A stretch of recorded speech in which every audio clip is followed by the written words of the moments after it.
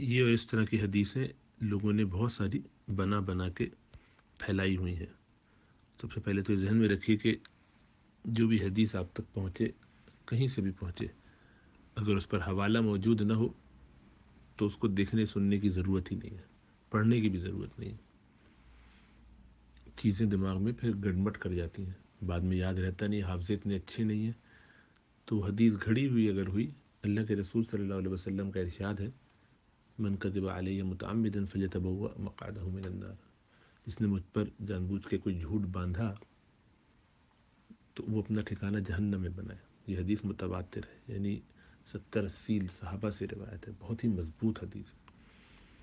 تو اس میں اسی بات کی طرف تنبیہ کی گئی ہے کہ ایسا کرنے سے بچے۔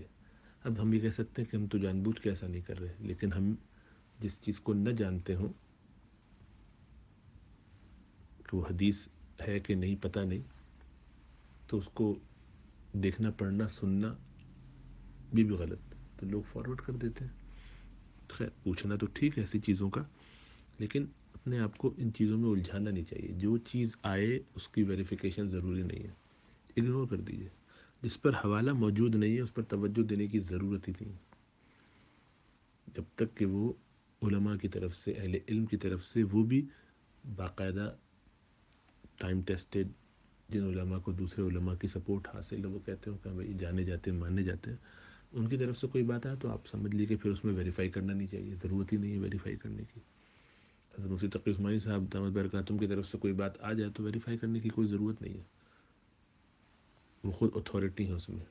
ہاں، یہ ہو سکتا ہے کہ ان کی بات سمجھ میں نہ آئے یا کوئی اور اعتراض کرے تو آپ کو لگے کہ فلاں نے تو کہا کہ یہ حدیث ٹھیک نہیں جو مفتی صاحب نے بیان فرمائی ہے، تو اس کو ضرور ویریفائی کروا لیجیے، پوچھ لیجیے کہ بھائی، آپ کو پھر اندازہ ہو جائے گا کہ مفتی صاحب کا مطلب کیا، وہ کہنا کیا چاہ رہے ہیں۔ تو یہ تو ہو سکتا ہے، لیکن دوست احباب، رشتہ دار، خاندان والے ادھر ادھر سے چلتے چلاتے کوئی چیز آ جائے، اب یہ حدیث ہے مثلا،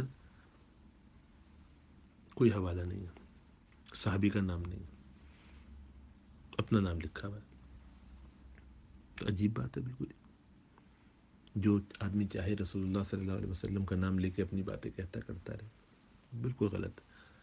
اس کو دیکھا میں نے، کہیں کسی کتاب میں یہ حدیث نہیں ملی، کسی جگہ پہ ایک کتاب میں بھی، اور یعنی کسی حدیث کی مستند کتابوں میں سے بھی، مطلب ضعیف کیا، کوئی نام ہی نہیں ہے، ایک بات۔ دوسرا یہ کہ جہاں نام ہے بھی، اگر کہیں ہو جو ہمیں نہیں پہنچ پائی ہو یا ہمیں نہ ملے ہماری کتابوں میں یا ہمارے ایکسیس میں نہ ہو، تب بھی سند نہیں ہے، سند موجود ہی نہ ہو تو بھی گڑبڑ ہے، وہ حدیث ہوتی نہیں۔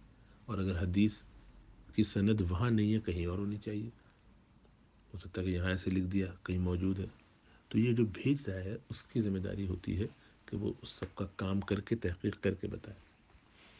اب پھر ہوتے ہیں یہ اردو میں، تو اب اردو میں پہلے آپ اس کو عربی میں ٹرانسلیشن کریں، اور عربی میں اس کا ہونا ان الفاظ کے ساتھ ضروری نہیں ہے، تو ڈھونڈنا ایسی حدیثوں کو جن کا کوئی حوالہ موجود نہ ہو، بالکل وہ۔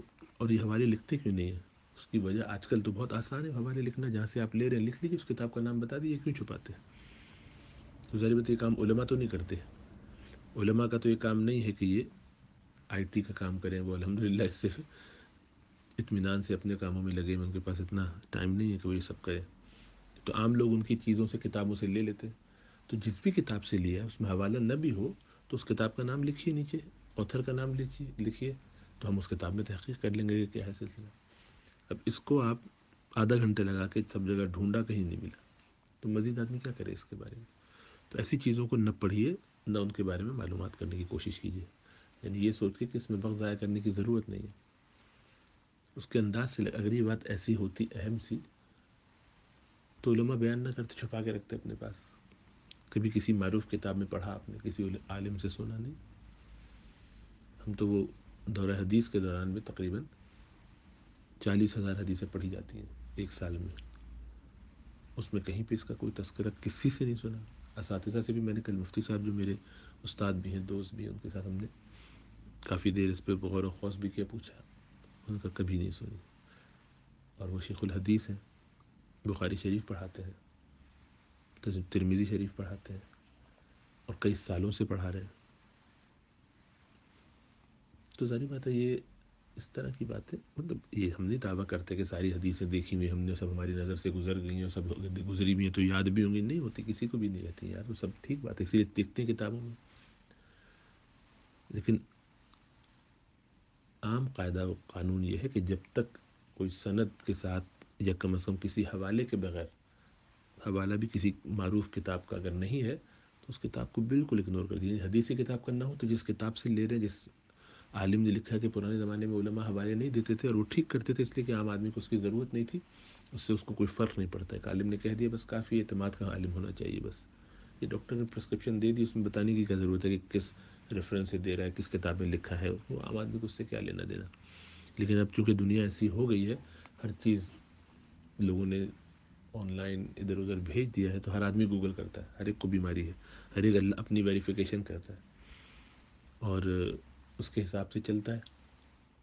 شاید اس لیے بھی کرنا پڑتا ہے آج کل، اور جس کی گنجائش اس طور پر تو ہے کہ لوگ دو نمبری کام بھی کرتے ہیں، دھوکے بھی دیتے ہیں.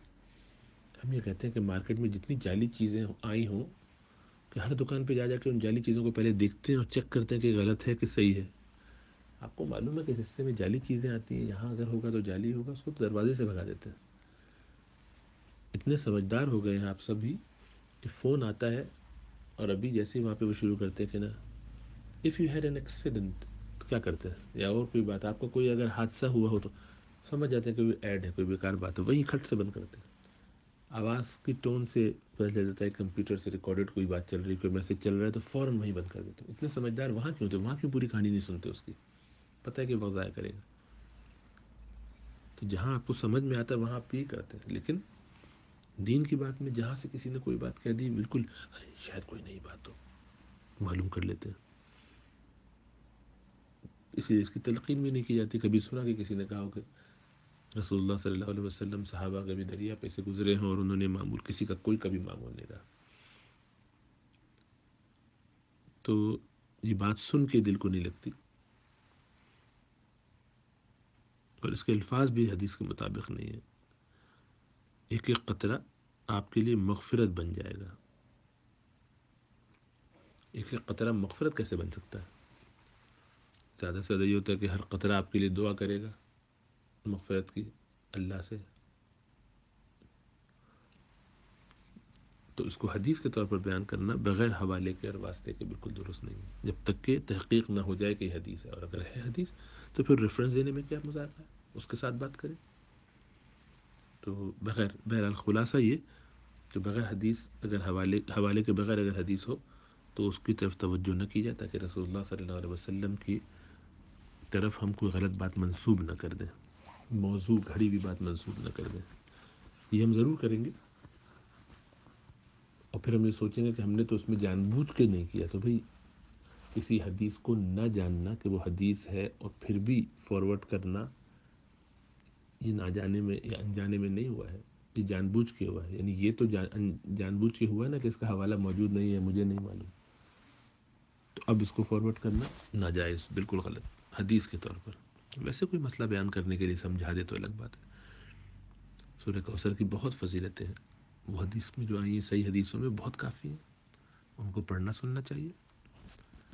اور سورہ کوثر کا مطالعہ کیجیے، پڑھیے، نماز میں بھی پڑھتے، کبھی کبھی چلتے پھرتے پڑھیں، تجرباتی طور پر پڑھیں، حدیث سمجھے بغیر پڑھیں، اور حدیث ہو تو اس کا حوالہ.